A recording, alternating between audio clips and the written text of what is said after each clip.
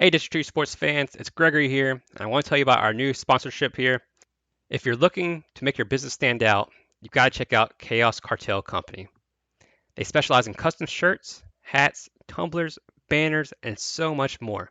And the best part, there's no minimum order, and their pricing is amazing. I should know because we have a few shirts from them. Whether you're a small business or just looking to get some cool merch, Chaos Cartel Company is here to help.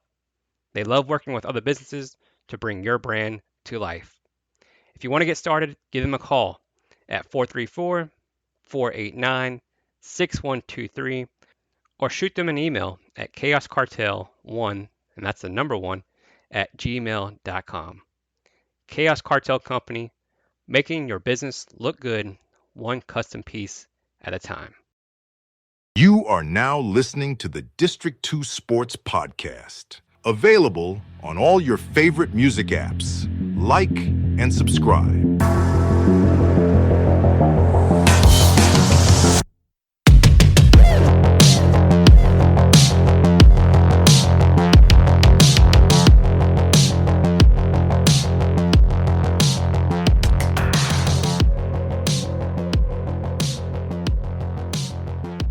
All right, so the District 2 Sports Podcast is back with another episode. It's award season, fellas. We have some awards to give out tonight. But first, guys, how you doing? Doing really well, Gregory. And, we do have some awards to give out, and I think I'll start it off right now. Yeah, what award are you giving out, right now? Well, we had a big contest at the beginning of this year. Oh, Oh, gosh. Yep. And it's hard for me to do this. I'm just going to be honest with y'all. It's going to be hard for me to carry on and read this aloud. But, Better we you did than have me. so, the three of us, we went down the line, every conference in the NCAA, and we did not pick a regular season winner. We picked the AQ, which would be the tournament winner as designated. I made a fatal mistake. I shouldn't be punished for this right now, but I'm accepting all responsibility for this right now because in the Summit League, St. Thomas, for whatever reason, is not eligible for the could not go to the NCAA tournament. So they could win the tournament, their own tournament, but they couldn't go to the tournament. So there would have Like had to be JMU. there would have had to be some. I'm sure there would have come down to a fight between the three of us. So I went ahead and reluctantly just passed it up.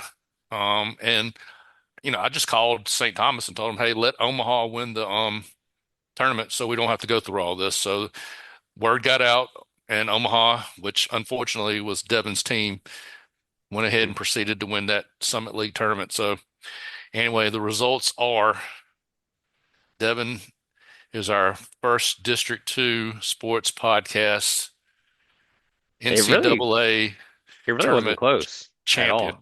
You don't it think it really was? wasn't. And it Y'all, could have been. wait, I whoa, think it whoa, could have What been a was the whoa. lot final worse. tally? Wait a minute. How do y'all get that it wasn't close? It was very close. What was the final tally? Devon finished at 9. Big Greg finishes at 7. Oh, okay. And Mm, Gregory finishes 6. And the NCAA mm. finished at 8. Well, the thing is, I think Devin had a chance to win like five or six more, but his teams just didn't pull through. But I mean, what a unbelievable pick amount of picks there for Devin. I mean, I mean, if he could have really crushed us.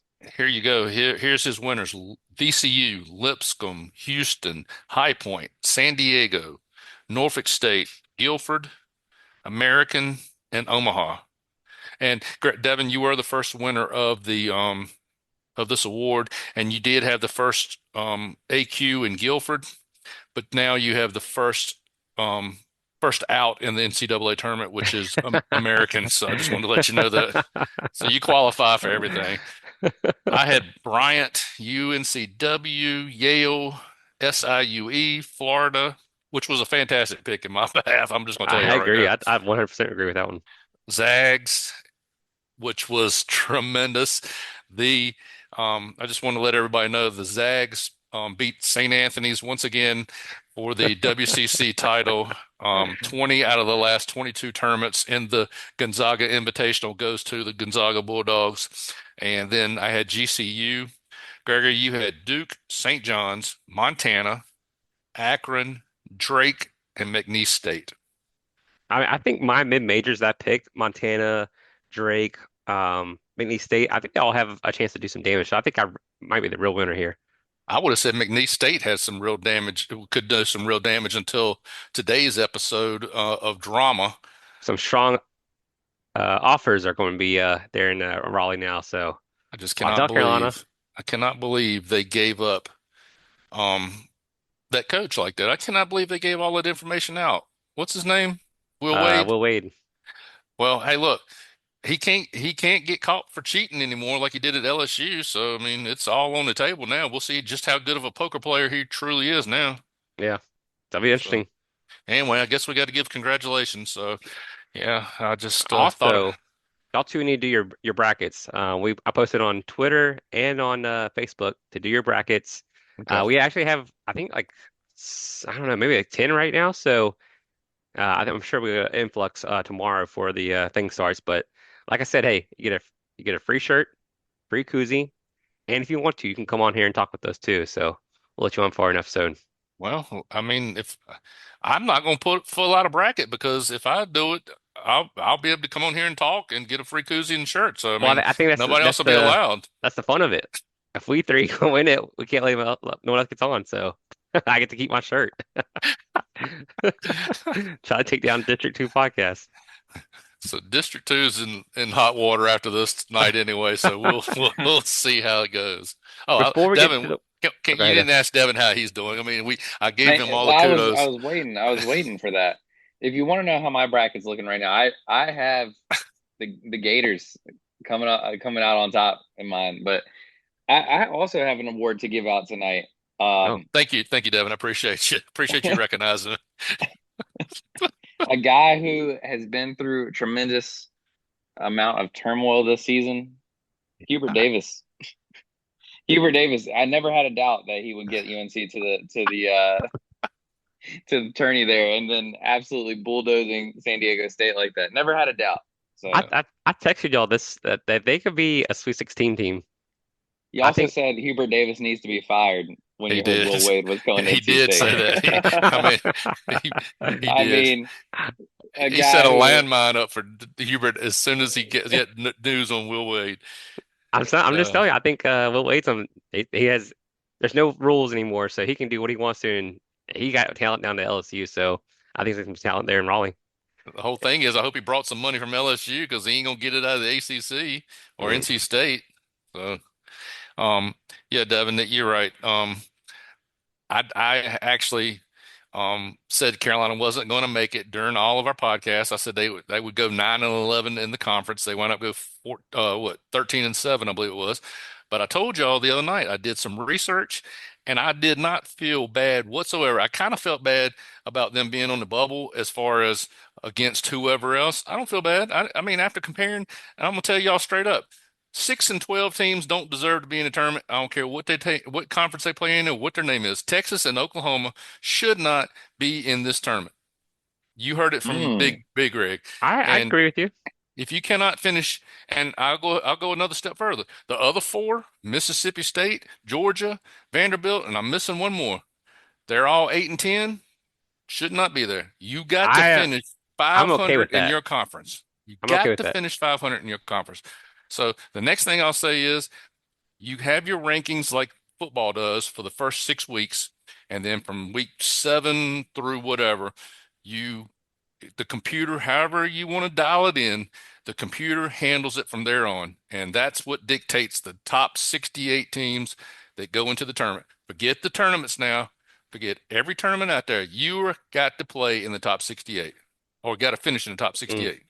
I just does think the SEC was this is like a I don't know the last time this has happened, but it's been a while. But the SEC was just so dominant this year. I think they deserve more teams than usual.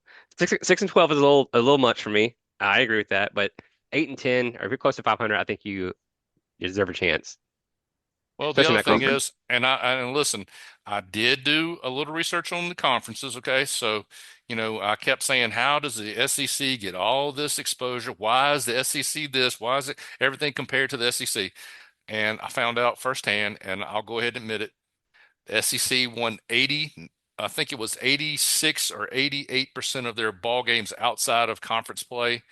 And if I'm not mistaken, they were 200 and something and like 30 out of conference, which was by far superior to the Big 12 and the Big 10. I think Big 10 was second, Big 12 was third, and then the ACC was only at 67%. I think their stats were 144 and 83, if I'm not mistaken. So ACC, I mean, I guess what they say is right. Pure But, dominance. but I would love to have had a picture. And is his name Pat Kelsey? Yeah, oh, I saw that too. When they got the 8 seed, he said, "What 8 seed?" He did his, I think he just said he did something I like would have that. loved to had a picture of that when he got that 8 seed. He's playing Louisville is playing whom, and then a chance to play Auburn. Yeah, thing is, they're playing at home basically. That's ridiculous, though. Well, not at home, but they're playing in Kentucky. So I mean, can be Lose two too mad. games. Yeah, they playing in Lexington, ain't they? Yeah, They lose 2 games in the conference or whatever, something like that in the conference. 3 games in the conference, and get a 8 seed and a chance to play. Oh, they're playing. Are they playing UConn?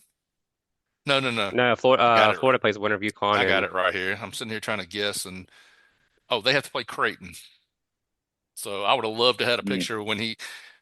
Robin said they looked like they was all in prison garb when they were on the he looked selection show shocked. too. He did. So anyway, Mm. that's my. I can actually sit here and say I could actually see the SEC. Um, as much as I just ripped them apart a minute ago, I can also say that I can also see them with 4 teams in the NCAA, which would make a first forever. Yeah, Does the West Virginia governor, does he sue San Diego State after I, I that's mean, who I does he would bring sue. them into, I mean, UNC beat them by 30 points, and all the blame is on Carolina for being the last team in the tournament. They boat race Listen, San Diego boat State. Is race. all. I could care less if Carolina wins another game in the NCAA tournament. I mean, they showed that they're at least better than one team, so that's all that matters. Exactly. Especially with all these national media people who are losing their minds over it. And there was a lot. And I heard it on Mad Dog Sports all day long yesterday. And yes, Carolina was 1-12 in quad ones. Yes, they were. And you know what the first thing they said after they beat San Diego last night, of San Diego State? Mm-mm. Not even a quad one win. It's a quad two win. So here we mm. go again. So all I can say is they're playing with house money, and Mississippi. I'm just going to tell you right now, on Friday, you give them an extra day rest too. So on Friday, it could be Katie bar the door on Friday as well. So I mean, I'm just throwing it. Nobody else will say it, but I will. I think Mississippi needs to watch out. Mm. Mm. Yep. Should we get into some awards here? Yeah, I'm fired up now. Let's All right, go. let's do Let's some do it. awards. So with our award season, of course we can't give everybody, first team, and stuff like that. So we have to have some honorable mentions. So these kids, not that they're bad or anything, they just didn't make the 12. So they're still really good prospects in our area. So, um, Victor, I know you had some stats on a few of them if you want to share those. Look, and it's no excuses. It's no nothing from us. I mean, I don't think we have to feel bad about it. It's just the fact that there's some really good talent around here, and not everybody can be in the top 10, top 12, top 20. I mean, God, I wish you could give everybody a first team nod, but they don't even do that in the NCAA, so or the NBA. But just going down the list, no particular order. So let's just do this. Um, people, uh, honorable mentions are folks such as Zay Cobbs from GW High School in Danville. He averaged 13 and a half points a game, 3.3 rebounds a game, and 2.9 assists a game. Cam Brown from Salem, who probably and could have been on just about anybody's first team, 12.4 points a game, 5.5 rebounds a game. Somebody we took a lot of pride in following towards the end of the year was Cade Cadewood from Patrick Henry Glade Springs, 15.1 points per game, 5.7 rebounds a game, 3.3 assists from Patrick Henry Glade Springs. Another guy who, like I said, he's just a sophomore. That's the other thing we need to point out. We need to remember some of these kids will be back for one, maybe two, possibly even 3 years in some of these cases. But Hmm. Noah Farley from Floyd County High School, 15 and a half points a game, 2.6 rebounds, 2.1 assists, and 1.8 steals. Tristan Eisenhower, New Covenant, 12.9 points, 5.9 rebounds, and 5.1 assists. Ryan Jackson, who I think, if I'm not mistaken, was an All Seminole District pick. Let me see if I can find a stat on him. 9.8 points per game, 2.8 rebounds a game, and 3.9 assists per game. Our guy from New Covenant as well, Cole Murdoch, 15.1 points a game, 5.5 rebounds a game, and 1.9 rebounds a game. Assists a game, excuse me. A kid that me and Devin really took to, and look out for the next 3 years is all I got to say. Braden Ragland from Northside High School. He's just a freshman. Braden averaged 13.4 points a game, an astounding 9.7 rebounds a game, and 1.1 assists a game. Another kid, freshman, GW High School. We saw this kid play against Northside and had a really good game. Isaac Smith already holds an offer from Old Dominion University.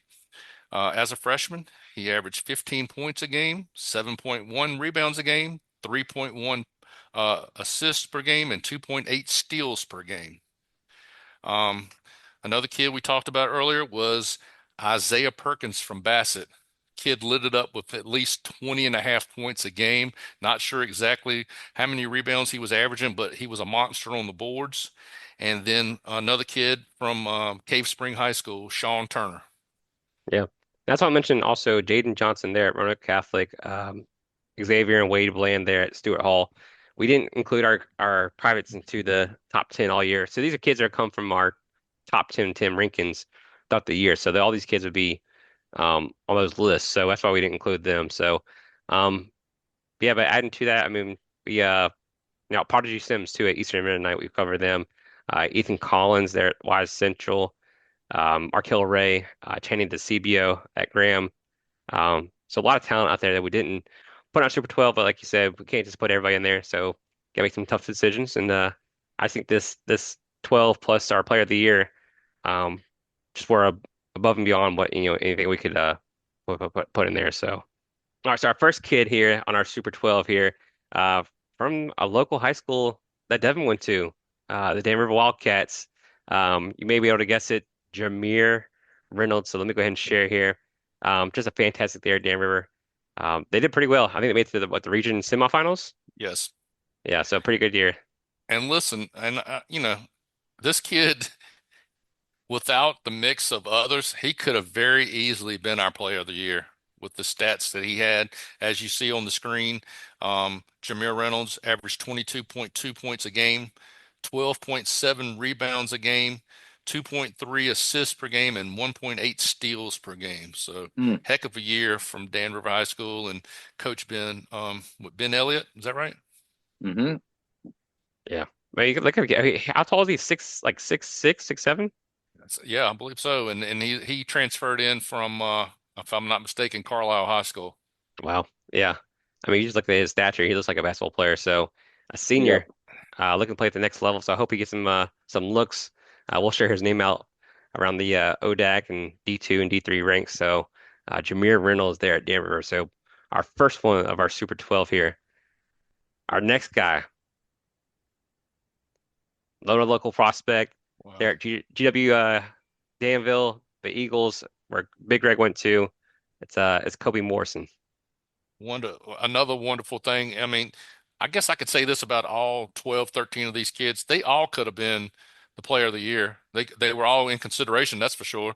But Kobe, GW High School, playing for his dad, DeMarcus Morrison, averaged 18.1 points a game, 5.5 assists a game, 5.5 rebounds a game, 5 assists a game, and 2.8 steals. So heck of a year under Coach Morrison over there. Yeah, and, I mean, I watched highlights of him against Northside, um, and you mentioned the coach Pope at the end of the game that they held him to I think the third quarter before he scored his first points, and um, Jebby went as Kobe Morrison went, so he's a big part of their offense there, and um, but he has a bright future Got ahead of him. another He's only a year. junior. Yep, Yeah, only a got junior. another year. Yep. Our next one here is another Pennsylvania County prospect, Rayshawn Logan out of Gretna High School. Really good on the football field. I think a lot of his stats and his highlights come on the football field, but a really good basketball player as well. He's a junior guard slash forward. Averaged about 18 points per game and 9 rebounds per game for the Gretna Hawks, who had probably one of the better seasons they've had in quite some time. So I know the basketball's getting better in Gretna, but this kid right here can kind of do it all. And I should be ashamed of myself for not attending one of his games or seeing him and Jameer hook up, in one of their games as well. So, um, probably gonna need to get back out there next year and take a look at him. And hey, he's another prospect for Player of the Year as well. Yeah. I mean, he's like you said, he's only a junior as well, like Kobe is. I mean, give him another year to kind of get into the weight room and just get better all around. And I mean, what other kids can play football like he does and also play basketball like he does too. I mean, plays them both really well. So Gretna has a good one there. All right, so our next one here, this is three down, number four here, Bryce Smoot. There at Kell County, the Cavaliers.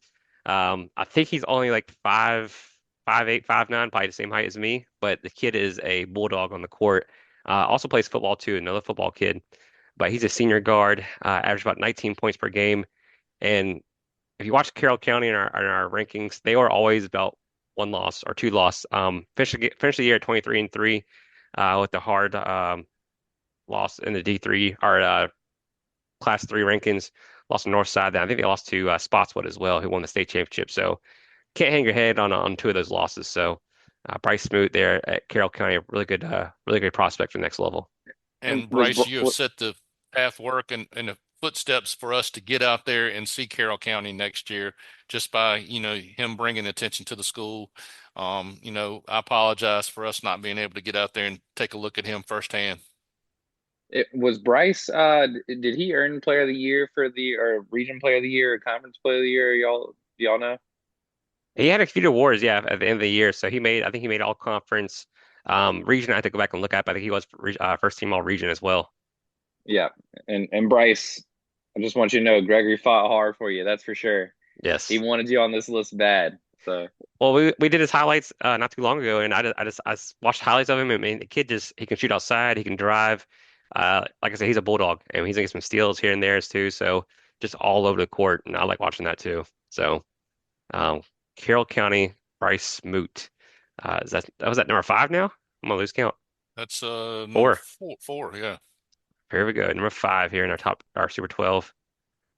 Reed Kurtner, Mm. there he the is. all-time scoring leader in George with history at 1680 points. He's a senior guard, 19.8 points per game. And guess what? They just won a state championship as well. So Reed Kurtner there at George with.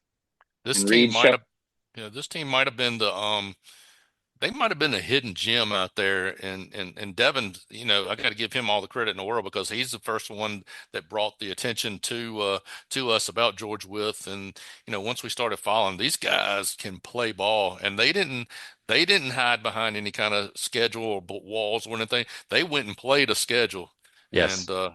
we yeah, saw that firsthand. they were Arby's battle Classic. tested. Yep. Arby's Classic played a few games there. And he put up points against everybody. Put up 30 points in the state championship game, but I think put up 27 in the semifinal too. So, or 23. Kid can just score. So no matter who Had he's playing. had 25 in the first half of that state championship too, which is Mm. nuts. Yeah. Absolutely insane. And I assume he's the player of the year in that conference.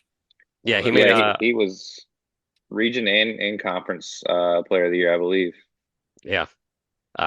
But yeah, senior. I don't know what his plans are for next year. I know he's taking some visits to.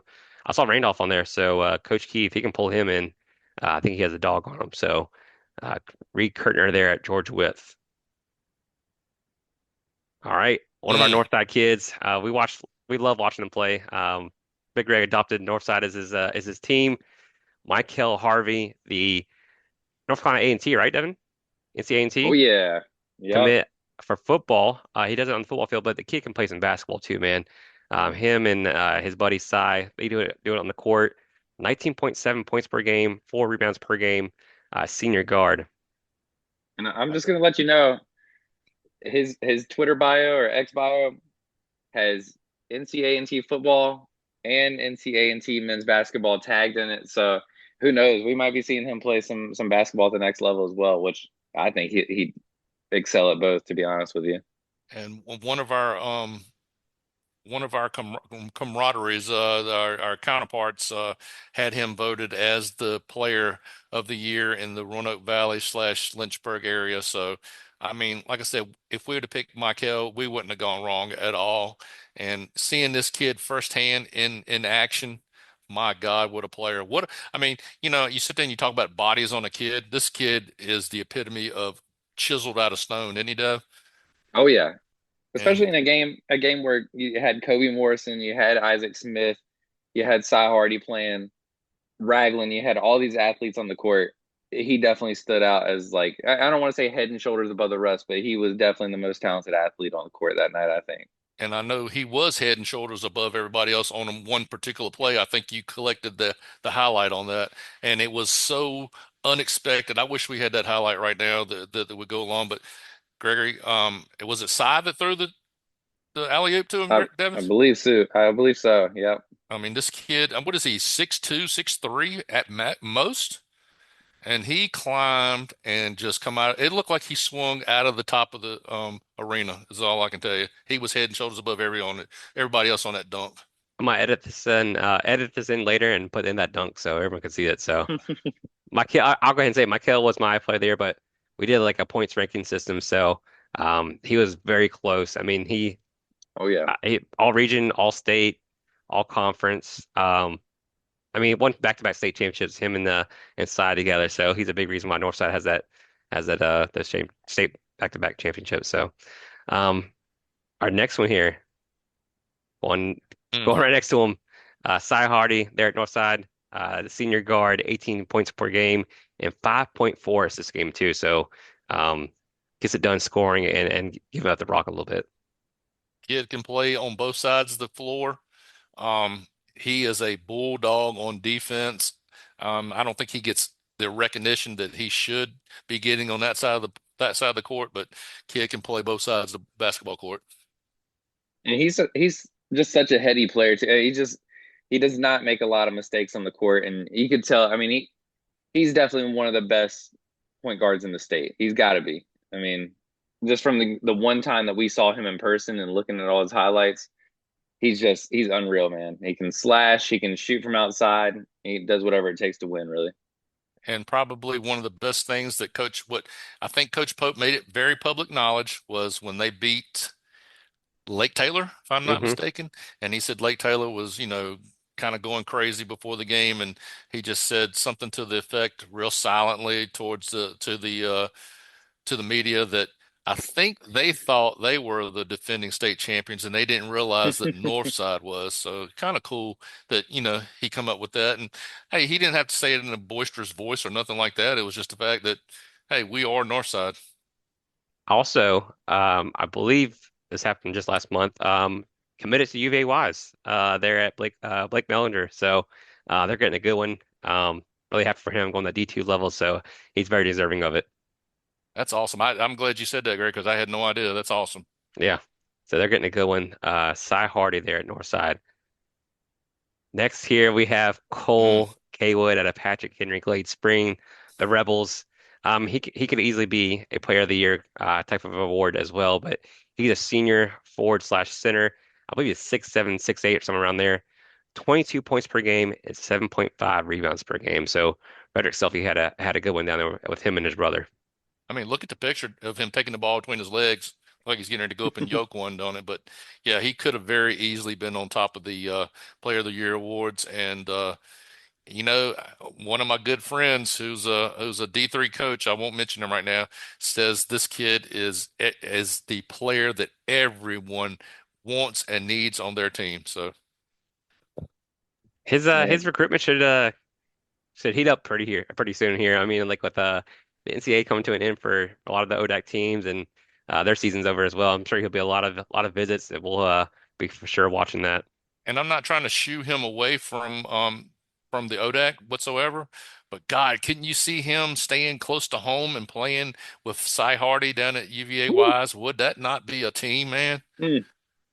I think it's what he's hoping for too. Just kind of stay home there at Wise. So a lot of options down there too. I mean, you got Emory as well. So a lot of options down there in Southwest Virginia. So we'll see what happens to him throughout the year.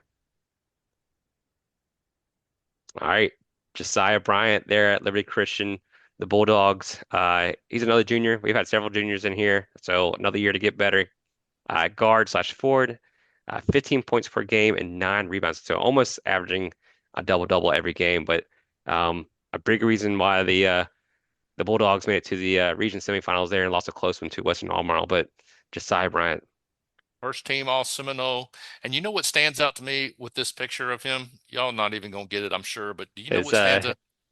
his hand. No. Look at that uniform. That is Oh, an old ABA uniform. If y'all don't know what the ABA was, that was the league that was fighting the NBA back in the early 70s, late 60s, early 70s. And dude, that's the uniform of the ABA right there. I'm telling y'all, go back and look at some pictures.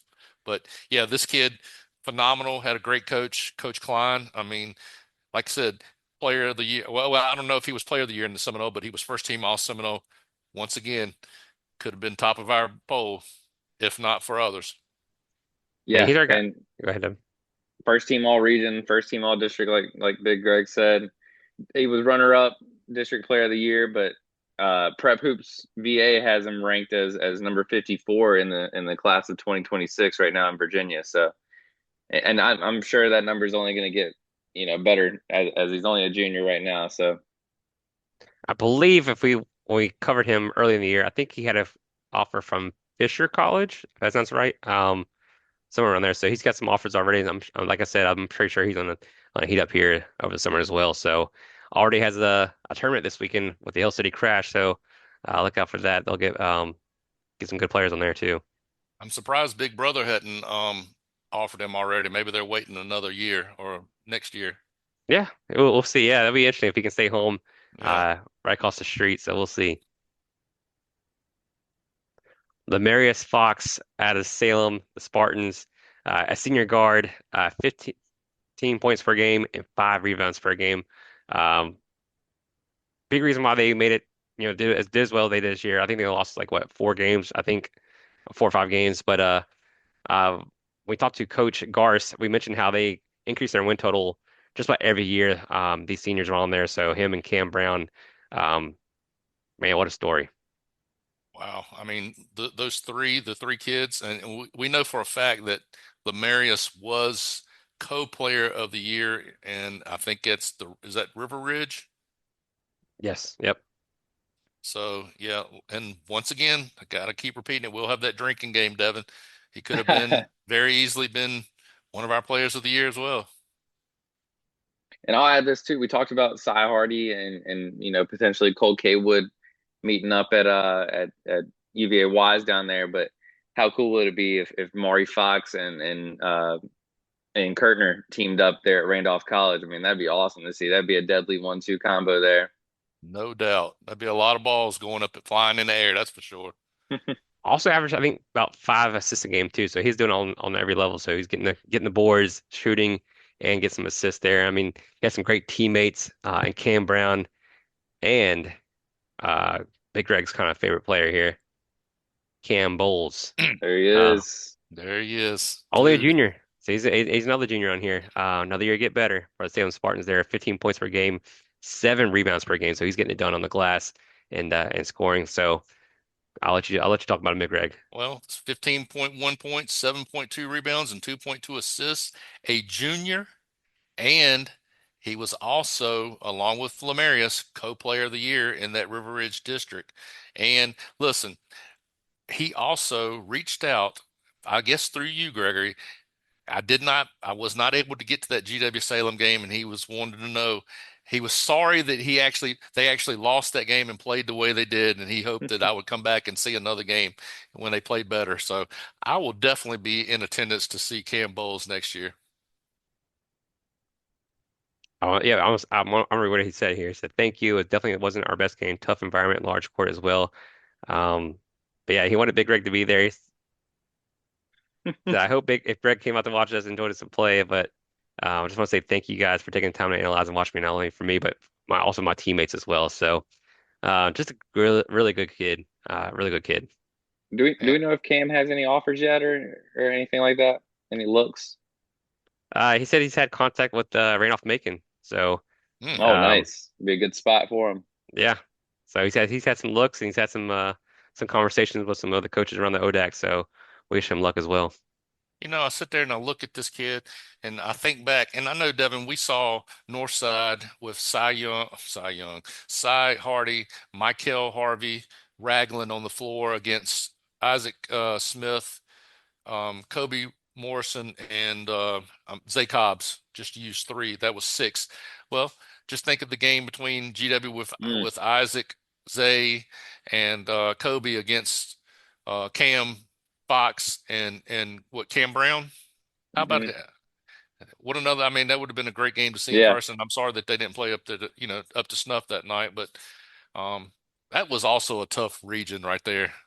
hmm Was it Glass, GW, Salem, and I cannot remember who the other one is. It was Mecklenburg County, I think. Yeah, Yep. yeah. What a tough region. Yeah. Oh yeah. All right. So our next one here. Bryce Giles, only a Mm, sophomore there at Nelson County, so mm. he has 2 more years. So the only sophomore we have, but I mean, you can't keep a kid off that's averaging a double-double, 17.6 points per game and 12 rebounds per game as just a sophomore. Also had that big, big clutch shot against Gretna as that three to put them up in the region semifinals to carry them on to the region championship game. And I tell you what. Devin saw these guys firsthand. Yeah, I tell you what. I mean, Nelson County had the Twin Towers down low, and you could that team when those two guys. And I'm sure there's another guy we'll talk about in a little bit. But when Bryce Giles is on his game, I mean, they're hard to beat. That kid, he might take a play off or two to recover a little bit, but when he's on, he's on. And if he wants a rebound, he's going to get that rebound. I'll tell you that much. And Gregory just mentioned a good point about the three he hit against Gretna. We actually talked to Coach, was it Watson's his last name? Yeah, Yep. Teron Watson, and yesterday, and Gregory flat out asked him, "Hey, is he the guy that you wanted to take that shot? Was it no, no, no, good shot?" And he absolutely told us. He says, "If anybody's going to take that shot, I'll just assume Bryce Giles take that shot." So Mm, he didn't care if it was a two or a three. He said he's the man for the shot. So And he takes good quality shots too. Shot 61% from the field. So mm. quality shots there. So probably a lot of shots down low. Where he's and hard to contain. as a sophomore, well, I'll say it again, he could have been our player of the year with those stats for sure. Yes. I mean, you average a double double. I mean, that's hard to that's definitely consideration there for player of the year. But let's get to that. Player of the year, Colton Ward, only a junior there at Nelson County. Um, Junior Ford Center. I think he's 6'7", 6'8", somewhere around there. I keep saying that, but they are all around that's on that highs. But 20 and a half points per game, 11 rebounds per game, and carried him and Giles carried them to the state quarterfinals there this year in Teron Watson's first year. Devin, I'll let you speak to it because you were able to see him firsthand. I'm sorry Man, that I didn't. I heard so much about it, and working in Nelson County and everything, heard so much about this Colton Ward kid, how good he is. He's basically a disciple there in Nelson County. How well he's thought of, but went out and saw them play, and man, he's totally the real deal. He's just so much more athletic than I thought he would be. His footwork is down pat. And just like Bryce Giles, like we talked about before, when that kid's on, he's on. And if he wants the rebound, he's gonna get a rebound for you. If he wants a bucket, he's gonna get a bucket for you. And he's hard to stop. I don't know how what they look like at the end of the season, but I just know that kid, he probably showed out in every game they played down the stretch. And If I'll you're never. I was gonna say I'll never forget the Friday night that Devin went to the ball game, and Gregory, I'm sure you were in the same boat. You hear whoever's playing Nelson County, and you go, "Oh, easy win for whoever's playing Nelson County." That's what I was thinking. And then Devin sends out the text that says, "These two guys are the real deal for Nelson County. Watch out." I'll never forget the text that night.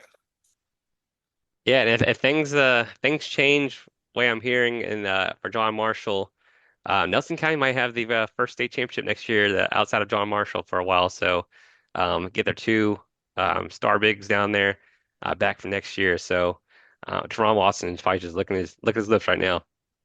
And while we're talking about John Marshall, I think something is on the pipeline, coming down the pipeline to derail that scenario as well. Mm. I'm not saying I've got firsthand knowledge, but I think it's in the pipe work to change a few things. And if at worst, those guys will be playing up next year. Mm, Mm. okay, okay. And then lastly, we have a Player of the Year. Why not have a Coach of the Year award? And you actually hear his interview right after this. You don't have to go very far for this. Coach Teron Watson there at Nelson County. First year at Nelson, state quarterfinals, 19-6 record, and Dogwood District champs. Just a big year for them, and he's able to carry this team that was 7-13 last year.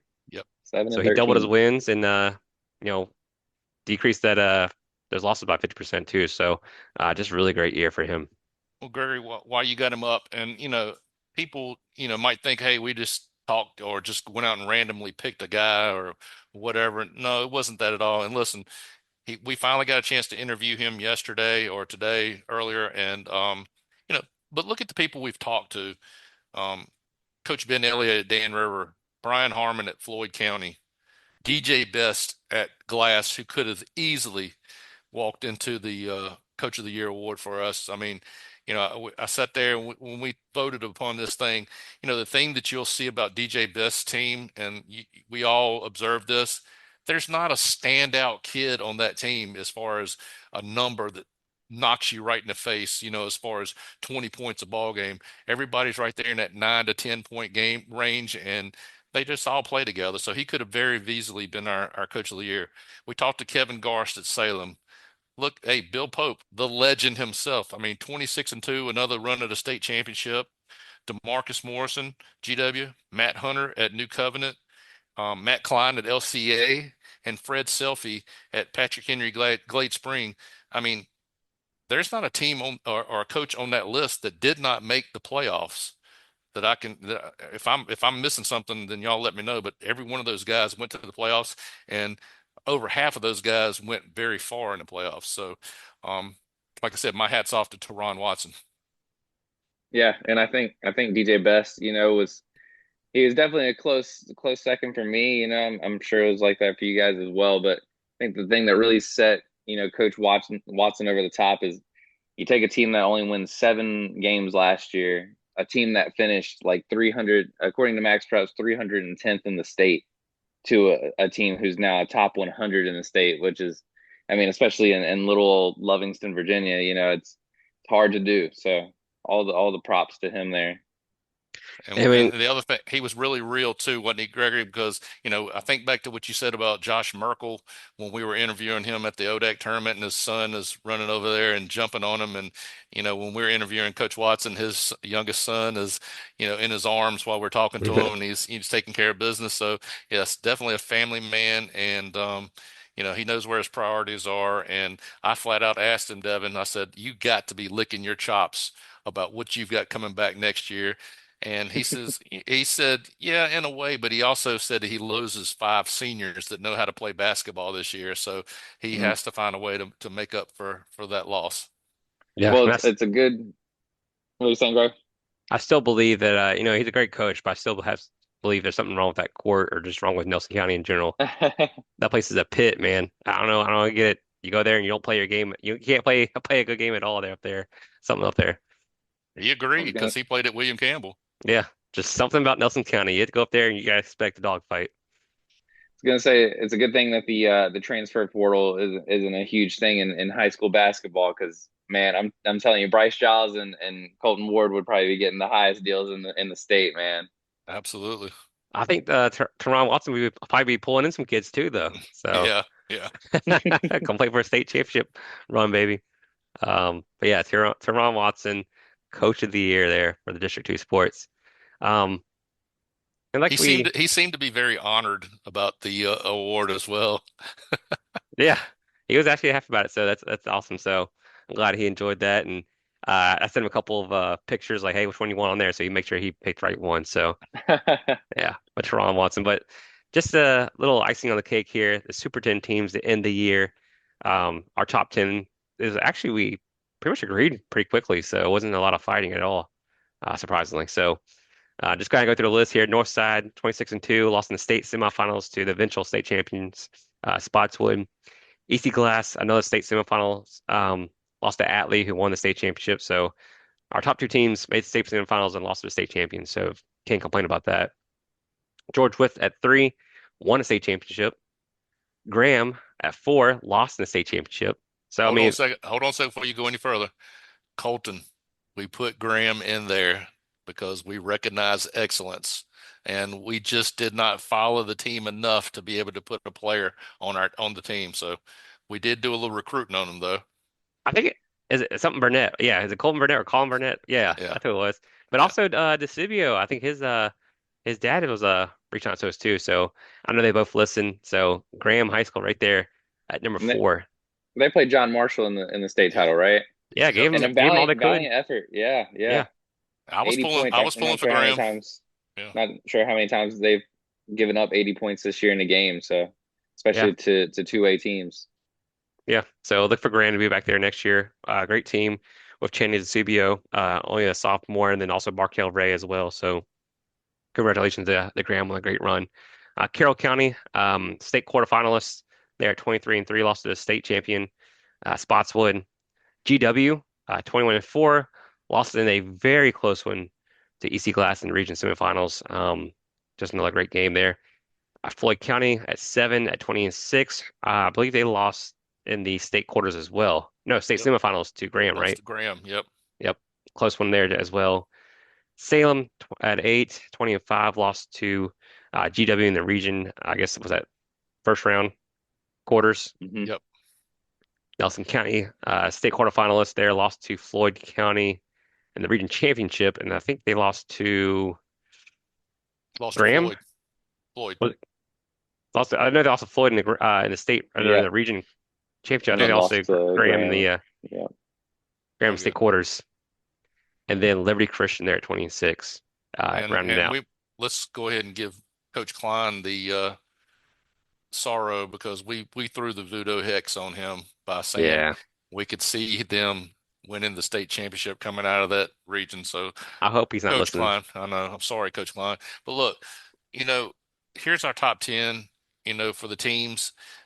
Look, I just want to bring mention to a few people and let them know, hey, we did think about you in the process, and we had you in and out of the polls all along, and that would be Patrick Henry Glade Springs, Gretna, Allegheny, Apo, Alta Vista, William Fleming, Halifax, Rustburg, Glenvar. All I can say is win your games next year, and you could be a part of this poll next year. I think next year maybe we open it up a little bit more, and maybe we will do private schools. I've always had a it's just so different. They don't play the same talent, playing yeah. a whole lot of different teams, so it's hard to put privates in the preps together. So we'll have to figure that one out. But just a great year overall for basketball for District 2, I believe. I mean, ODAC, high school, top tens, player of the years. I mean, it was just a really fun year for basketball. And I'll say this: it was off. It was really fun. It was awful fun for the whole year.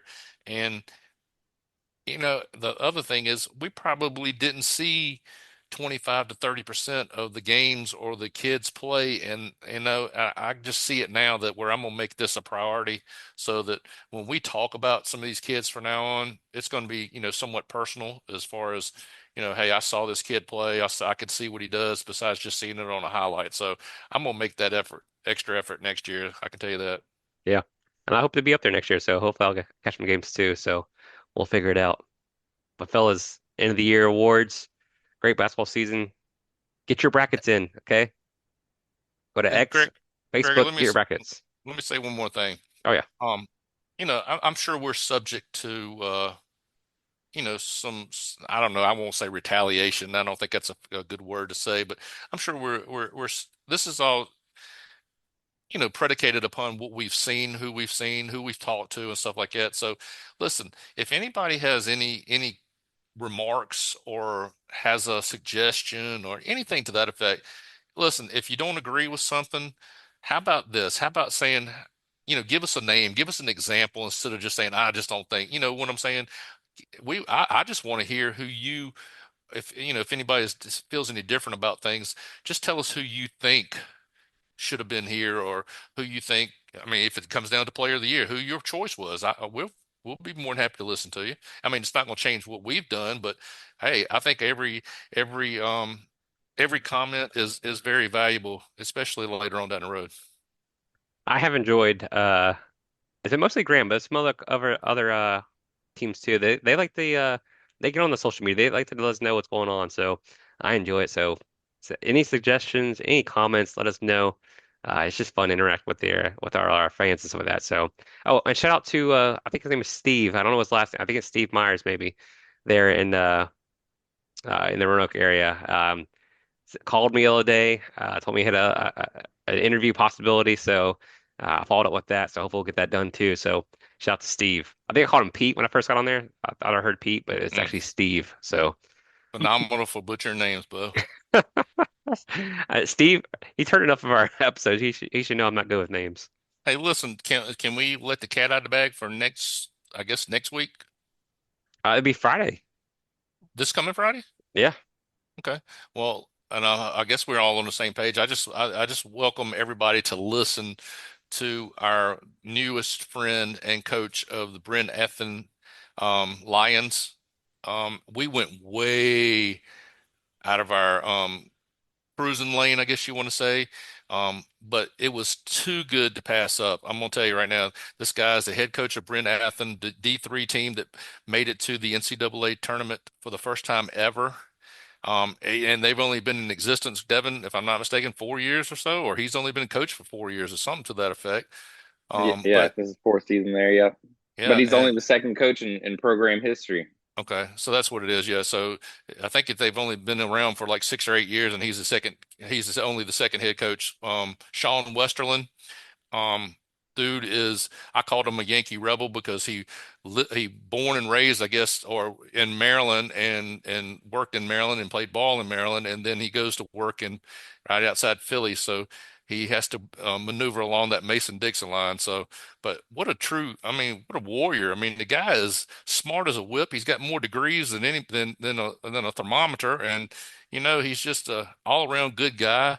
And Gregor, you would have been so proud of us at this press conference. I'm telling you, you would have been so proud of us at that press conference. He's supposed to text us that interview. I want to get at him or something like that. I don't know what's going on here. But So yeah, it was really fun. But he was, I just as soon as we got up off or they were getting ready to leave the room, my only thing I think of was, Coach, can we talk to you? At some point in time on this podcast, and he was. I think he would have done it that night. Actually, he was yeah, so interested. He was really good. But what a yeah. classy guy. They'll be going. They'll be out Friday, and then but tonight or today we have our Coach of the Year, Teron Watson. So let's get to that interview. All right, so District 2 Sports Podcast. We're back with another great episode here. We're joined by Teron Watson, first year head coach of the Nelson County Governors. Coach, how are you doing today? Doing well. How are you guys? Good, Coach. Doing Well, wonderful. we know you had a terrific year. We want to talk some basketball, but kind of the thing we want to get you on here for is we actually do some end of the year awards. So we kind of want to talk to you about some of these things. So I'll let Big Greg take it from here. Okay. Coach, like I said, appreciate you taking some time with us. And listen, we've talked to a few coaches this year, on both the high school and on the college levels. But let me run down a few names for you, just so you know that we're somewhat legit here. Yeah. We started this podcast back in the summer, and it's actually grown, and we're looking for take off and go higher and higher. But anyway, we've talked to Brian Harmon at Floyd. I think you pretty know Mr. Harmon by now since y'all have met Yes, up a sir. couple times. Yeah. DJ Best up at Glass. Yeah. Kevin DJ's a great Garst. guy. Yeah, Kevin Garst at Salem. Yeah. Bill Pope at Northside. DeMarcus Morrison at GW. Matt Hunter at New Covenant. Matt Klein at LCA, and then Fred Selfie out at Patrick Henry Glade Springs. Okay. So just some of the guys that we've talked to this year, and we decided that this year would in our first year we look at a little bit of Dave Walls here and there on SCT and stuff like that, and we see a little some polls on Channel 7 and stuff, and we said, hey, why not the District 2 Super 12 basketball team and our Coach of the Year? And we just wanted to let you know that we've been watching you guys all year. We hadn't had a chance to talk to you, but we are right now naming you the District 2 Sportscast Coach of the Year for the high school level. So we can't thank you enough for your time, and we just think you've done so much there at the school. And my son Devin, younger son Devin, he was able to get to a couple of your games this year, and he said, no doubt, it was texting straight from the stands, we've got to keep our eyes on Nelson County. So congratulations, Coach. Thank you. And it's our first award we've given out, so I just wanted to let you know. Appreciate that. I feel blessed and honored to receive that first award, and definitely an amazing achievement. We had an amazing team, so an amazing coaching staff put together. So I really appreciate that. Well, Coach, the reason why go ahead. No, what I was going to say was I'll go ahead and let the cat out of the bag as well. I mean, it's kind of a double duo, and I said a few moments ago that we named a top 12 as far as players in the area as well, and our area began to branch out a little bit as the year went on a little bit. So we kind of got out towards the southwest a little bit further. But the other thing I wanted to let you know is that, and I don't know if he knows it yet or not. I don't know what Gregory's let out the bag as of yet, but Colton Ward is also our Player of the Year for Nelson County as well. So that's amazing. That's great. Yes, we think a lot about you guys. Yeah. Thanks a lot. Well, the reason why we chose you as Coach of the Year is because we're looking at Nelson's kind of schedule from last year. They finished I think 7-13 and make a huge jump this year. I mean, double up your wins. You go 19-6. You're Dogwood District champs, region runner-up, and you make it to the state quarters. So, kind of let us know why right this year and how you're able to improve upon that much. Well, looking at last year, we were 7-13 last year. We were 1-9 on the road, 6-4 at home, and just looking at the roster, only one senior graduated from the previous year, and looking at some of the talent that was coming back, I knew that this could be a team that could be special. From the first practice, we talked about trying to change that, winning on the road, and trying to protect home court. I think we've done a good job of that. We played 21 regular season games, 14 of them being on the road. I didn't plan that, but wow. It happened, and I think it helped us out in the long run. We went from 1-9 on the road to 11-4 on the road overall, and we were 8-0 at home. So a huge improvement from a year ago. And that the kids they came in and they worked really hard. They adapted to the workouts and to the mindset we as coaches brought to them. And I mean, that's one of the biggest reasons why we were able to be successful this year. Coach, you start off 5-3 at the beginning of the year. 5-0. Let's start with that. You start off 5-0. I'm sure heads is in the clouds a little bit, and on to greener pastures, I guess, and soon to be state champions, I guess. But so, what happens when you hit that little stretch where you go Stanton? I forget who that is in the middle. That Fluvanna, yeah, and then Monticello. Well, it was 3 really good games that tested our team. For talking about Stanton, they had 2 really good guards that can put the ball in the basket really well. They had a good team around them that could shoot really well, and that kind of gave us some fits early on, especially those 2 smaller guards. But it was, again, a good test for us in the long run. I think they lost 2 or 3 games this season. So it wasn't a loss that we had to say, all right, this was a bad loss. For Fluvanna, they had some really good athletes. And we battled with them. Different officiating, but I'm not going to put it on that because we have to play the game and deal with any type of adversity that comes. But it was one that if it's one game we want it back, we want that game back. Felt like we could have got that one, and but hats off to them and Coach Heath. He's a great guy, great coach, and the Monticello game. I thought that was a game that we matched up well with them. They matched up well with us. It was a game that really challenged us. We hadn't seen anyone that matched our size yet. So I think that was a good game for us as far as being able to go against somebody that matched our size and our physical ability. So when those 3 games happened, those 3 losses happened in a row, we were like, we're at that fork in the road. Do we want to go left, because we hit some adversity, or do we want to continue to be positive and get over this hump, and then right back at it? Short-term memory, we go out and we play Sharando and get us right back on track. We're down 13 just after halftime against Sharando, and we fought back and took the lead and won that game. And we were right on track after that. Well, Coach, yeah, you're right about that because the last end of the month there, last month of playing, you guys kind of find your groove there. You avenge a loss to Gretna. You're beating Appomattox. You're beating Dan River. What happened at that point? Was it just players getting more experienced? Were they getting more comfortable in your system, or you guys just found it and just kind of went with it?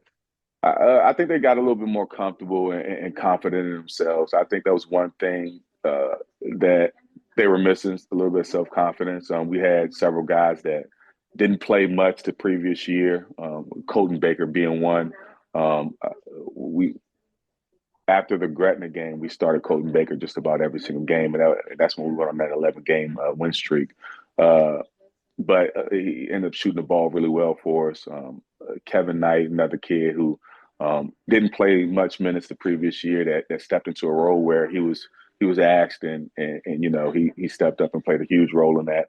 The 4 starters that returned, Jack Winter, Aiden, Colton Ward, and Bryce Giles, they were great leaders for us, and Jack really stepped up well as also. Coach, I didn't mention it earlier, but in that top 12 players that we come up with, we also placed Bryce Giles on the team as well. So how much do he and Colton, how do they complement each other? Well, man, I mean, you got 2 guys that's averaging a double-double, averaging five offensive rebounds each. It just helps us out a lot. Bryce is a little bit of he can do a little bit more than Colton does, that we ask for. Sometimes Bryce may be one of our top assist guys. He may be one of our top shooters. He's for sure been our best rebounder, and probably at times our best player on the floor. He's been really great for us, and they play really well off each other. Again, they like to we can do a little high-low action with them, with Bryce being giving a post entry or something like that. And, vice versa, we can have Colton out on the wing, post entry to Bryce, and, they both could step out there and shoot it from the 3. So they complement each other really well. Well, we know that, Colton is 6'7", 6'8". Bryce is a hoss. I mean, that guy fills up some space. You guys are getting 40 rebounds a game, 13 offensive rebounds per game. So that's 13 extra looks you get at scoring again. But the most impressive thing I saw was that you have 16 assists a game. How have you guys bought into sharing the basketball and getting the best shot possible?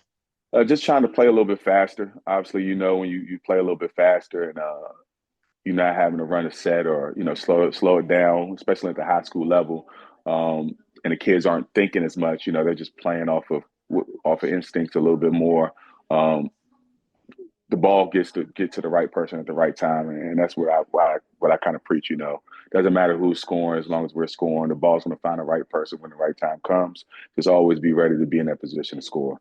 And we shot the ball a little bit better this year. I think the previous year we made probably about 2 or 3 probably about 3 3-pointers, 3 or 4 3-pointers a game. This year we were at about 5 or 6. So that adds to it. And then obviously getting points in the paint or being able to feed Bryce and Colton in the paint sometimes is just that helps us out with that assist. But we played a lot faster, which helped a lot more guys step up and score outside of Bryce and Colton Ward. Coach, you got to be licking your chops. I know you got you holding a lot in right now. I can tell. Yeah. I mean, you know that what you got coming back next year. How does the future look at Nelson County? It's bright. We're losing 5 seniors. When it comes to the points per game, and that production is not a lot, but it's 5 seniors that were really great leaders. 3 of those seniors are smart kids. They're always making the right plays. They're 4.7, 4.75, 4.8 GPA kids. So losing that is going to be tough. But we have some guys that can step in and kind of, take on that role from a production standpoint. And then, our main 3 guys have to, improve from the previous year. So I'm excited about what we have coming back. But again, I'm excited for the hard work, the work we can actually put in we'll start open gyms probably in April, from the work we put in from April to November. So I'm excited about that process and seeing what we can improve on so that we can be prepared to make a state run next year. Coach, I see that y'all get, and I'm talking about coaches now, you guys are getting younger and younger and younger. And does it help you with, I guess, bridge that age gap between, you and a high school sophomore, high school junior? And the other part I was going to ask you was, with I'm assuming you're a past William Campbell general, I guess, being from Naruna. Does it help also that you are familiar with the Dogwood district and the gymnasiums and stuff like that? Does that also come into play as well? Yes, sir. So yeah, I think the coaches we're getting younger and younger. We're able to relate more with the kids, and it's a different era, where when I was in high school, that old school coaching, that hard nosed coaching, we were able to adjust and adapt and respond to that. And sometimes, in this generation, it's not always about that. How you talk to kids, it's really important to how they respond. And I think the coaches, myself and Coach Ware, Coach Thomas, and Coach Dalton, who were my assistant coaches, we've done a really good job of being able to relate with the kids, relate messages to the kids in a way that they understood, and they were able to respond in a positive way to it. And then being that, I coached at William Campbell for 5 years. So I was familiar with all the schools, and coming back to Dogwood, definitely helped out a little bit, being familiar with the teams, being familiar with the type of kids that's usually coming through, that we're going to be playing against, whether it's going to Chatham or going to Dan River or Appomattox or Alta Vista. So definitely better prepared the second stint around going into the Dogwood. Coach, I don't know what it is. I played at Chatham. We had to travel up to Nelson County and play, every year. Mm-hmm. What is it about Nelson County that makes it so tough to play there? I don't know if it's the bus trip or just the floor. There's something mysterious about Nelson County. There's always something with the floor, right? Yeah. So my wife's from Nelson. And she's related like Thomas Brown, those kids, those guys that won the state championship in 2008. And we talk a little trash back and forth to each other, but it's always that long ride. And it's just a little bit different, you get on the bus, you're on their bus for about an hour and a half. Then you got to get off the bus. The floor feels like it's a little bit different. You're in the mountains, so it's just a different atmosphere. And for us, it's a great advantage. But on the flip side, we're gonna have to take those hour-long trips and stuff like that to play in Chatham, play in the smaller gyms where, the crowd's a little bit more impactful, and kind of can get under your skin if you allow it. So it's a great advantage to have. But sure. what a fantastic gym, though. Yes, it is a nice gym. It's a beautiful really nice place. Gym. And listen, I'm gonna say this out loud. I don't know how loud I can say it without getting in trouble, but I'm a huge Carolina fan. So Mm-hmm. that NC yeah. on those baseball caps that I saw all those coaches wearing. I Mhm. wanted to just, if somebody would have laid one down when I was up there at the game, I was going to jump out of that gym and take off running with because I love Yeah. the Packer colors. So, Nelson County and North Carolina just went together every time I got up there. And then you see that NC in the middle of the floor. So I felt like I was right at home. Yeah, yeah. I'm a North Carolina fan as well, so I enjoyed that. I didn't enjoy when they had that Packers G because I'm a Dallas fan, and it just frustrated me when I think about the catch with Dez Bryant and the field goal at the end and all that stuff that Packers have hurt us in the playoffs. So, but yeah, definitely that NC is definitely reminding me of North Carolina. So definitely love that. Coach, I Mhm. think your wife might have you on that those Thomas Brown stories. I mean, that kid used to pull up past half court and it was going in every time. Man, I know when we played against him, our goal was like we can't allow him to hit those shots. We can't allow him to score 30 points. That was our mindset. It was going to be a tough one to win that, try to win the game, but we know we didn't want him to score his 30 points. We used to read in the newspapers 40 points here and there. I'm like, there's no way we can allow that. That's one thing we can't allow. We got to have pride on the defensive side. So, yeah. Gregory, didn't he light y'all up for 51? Yeah, my No. sophomore year, he went crazy on us at Chatham. Ooh. Yeah, Oh, Yeah, so, okay.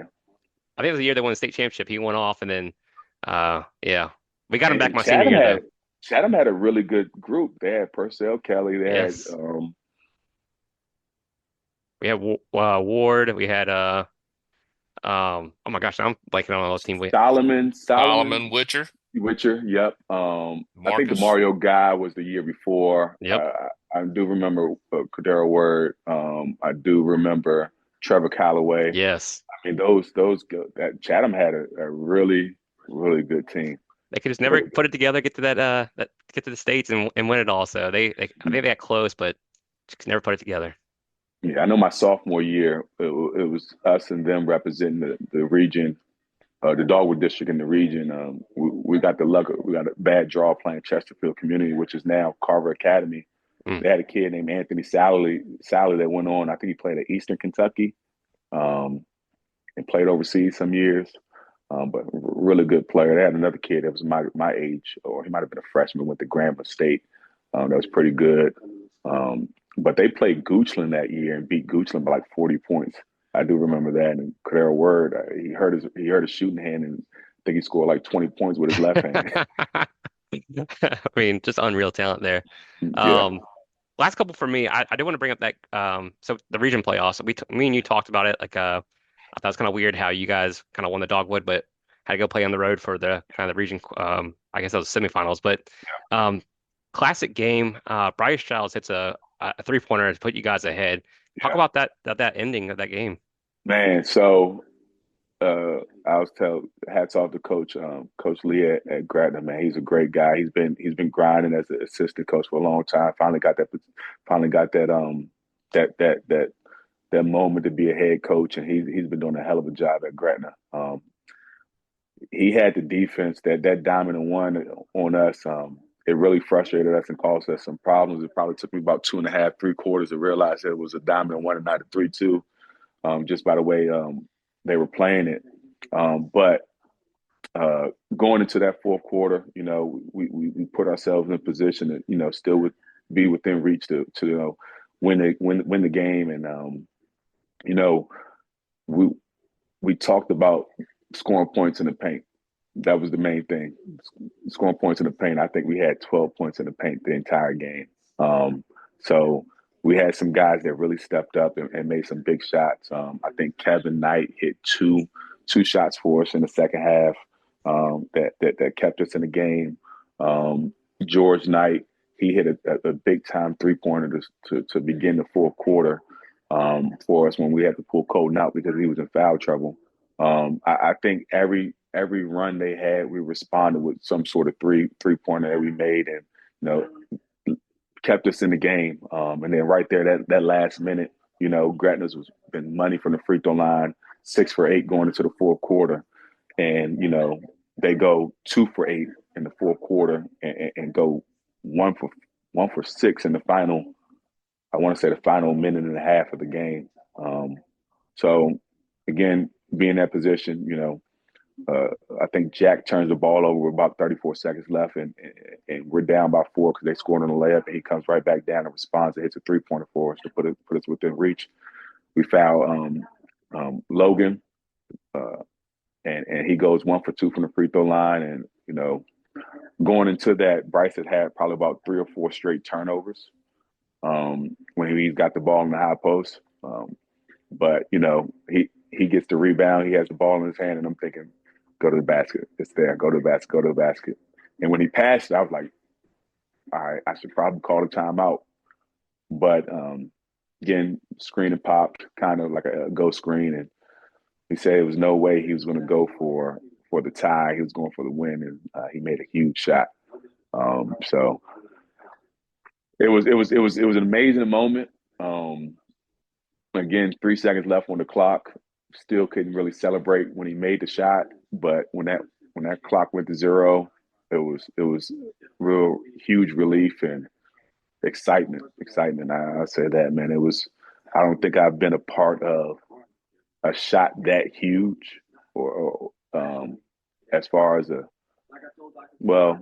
far as a player in high school, that was the biggest shot I was able to see and experience as a coach. So amazing moment. Amazing Was it moment. one of those no, no, no, no, no, yes, yes, yes kind of moments? Well, I'm not going to say it was no, no, no, because I know he's one of our better 3-point shooters. But I was thinking, go to the basket. It's there. Go to the basket. If anything, you get the and one. But when he pulled it, that's one of his sweet spots, I should say. It looked good, and it was all she wrote. Made that shot, and it was all good. Last one. If he misses that shot, I'm okay with it. We had an open shot, and we had the ball in one of our best players' hands. That's awesome. That's good. That's great. Great coaching there. And then last one for me. I mean, you guys next 2 games, you lose a really close one in overtime to Floyd by 5. Yeah. And you still make it to the state quarters. Play against a really good Graham team that lost in the state championship to John Marshall. But what does that experience do for your players this year to get them ready for next year? So I think the experience, it gives us some confidence. Thinking about the Floyd game, we controlled that game for probably 30 minutes. I think it was a spurt that they had in the third or fourth quarter where they took the lead for the first time in the game. It was the fourth quarter. They took the lead for the first time in the game. We responded like that. So we controlled the game the entire time. And, that last 2 minutes, 2.5 minutes, turn the ball over, miss some free throws, and make some mistakes there. In the end, for our young men, we were upset. We were down, but we knew that we belonged. We knew that this is a team that can be special. We knew that what we have returning, we have a good opportunity to be right back in this position and learning from our mistakes that we made in the previous year. And then going back to Graham, I think it's the same thing. We were there for majority of the game, but we just couldn't get over that hump. They controlled the game really well. More athletic team than I've seen on film. Definitely a physical team, more physical team that we were kind of used to outside of Gretna and a couple of the other schools in the Dogwood. But it's definitely some good experience. It's definitely some eye opening for our guys, and I think with that experience, we're better prepared for next year. And I think everything that went on throughout the year, playing on the road, it helped us in some sort of way be prepared for not only the 11-game win streak we went on, but it's going to help us prepare for the next year with the returning group we have. Coach, I really don't have a question, but I wanted to let you know that, in all sincerity, we, looking highly upon, Nelson County and its bright future. Congratulations on this epic award you just pulled off here with us. We're going to definitely get you a District 2 Sports podcast koozie and a t-shirt. And if anybody has any ailments such as muscle strains, pulls, needs physical therapy, our youngest one, he is in Lovingston at a PT clinic right there on 29. So send them on down the road down there. So yes, sir. But in all sincerity, what I wanted to let you know is, and we're not the all be all, cure all thing here, but We have reached out to, especially on the D3 level and a couple of the D2s and a little bit of NAIA. But if you've got kids that need to be looked at, we'll be more than happy to help you along in that process. We've interviewed pretty much everybody in the ODAC, and then of course Mellinger over at UVA Wise, and then down at Patrick Henry Community College. So we're moving on around. We haven't got to that D1 level yet. We haven't been allowed on that. Haven't gained access, I guess, to that gate yet. But no. But in all sincerity, if I know that you probably don't need any help moving Bryce or Colton along, but if it does come down to something that somebody needs to look at somebody or needs information, we do a recruiting aspect of our podcast during the week.